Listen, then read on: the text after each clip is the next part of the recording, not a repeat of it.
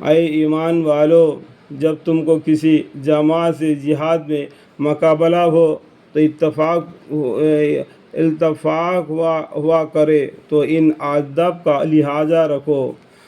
ایک، ثابت قدم رہو۔ دوسرا، اللہ کا خوب کثرت سے ذکر کرو، امید ہے کہ تم کامیاب ہو۔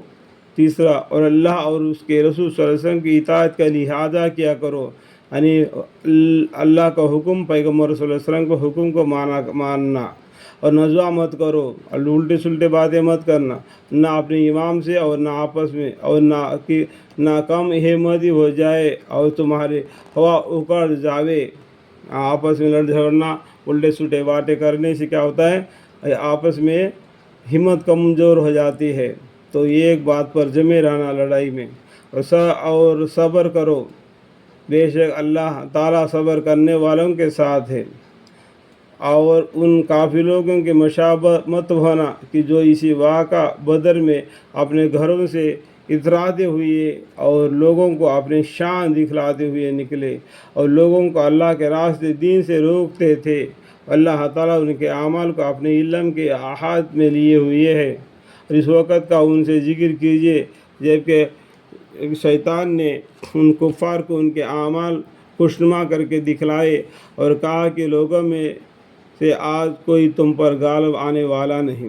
شیطان نے اس طریقے سے ان کافروں کو بہکا دیا، اور میں تمہارا حامی ہوں، اس طریقے سے وہ جھوٹے وعدے کرتا ہے۔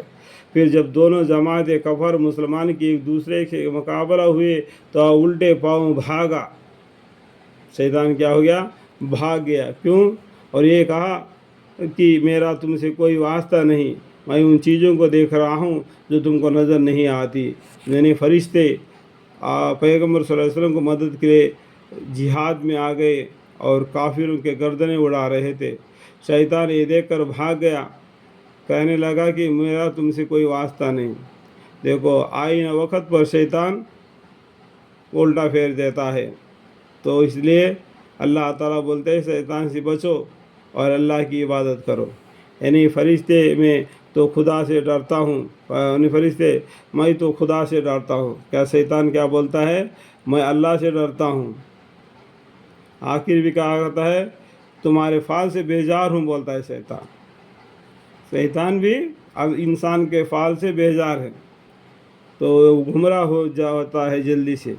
اللہ تعالیٰ سخت سزا دینے والے ہے۔ اس طریقے سے شیطان بھی کہہ کر بھاگ گیا۔ اور وقت بھی قابل ذکر ہے کہ جب منافقین اور جن کے دلوں میں شک کی بیماری تھی یوں کہتے تھے کہ مسلمان لوگوں کو ان کے دین نے بھول میں ڈال رکھا ہے، اور جو شخص اللہ پر بھروسہ کرتا ہے تو بلا شک اللہ تعالیٰ زبردست ہے اور حکمت والے بھی ہے۔ اور اگر آپ اس وقت کا واقعہ دیکھیں جب فرشتے ان کے موجودہ کافروں کے جان قبضہ کرتے جاتے ہیں اور ان کے منہ پر اور ان کے پشتیوں پر مارتے جاتے ہیں اور یوں کہتے جاتے ہیں کہ ابھی کیا ہے، آگے چل کر آگ کا سزا چھیننا۔ اللہم اکبر۔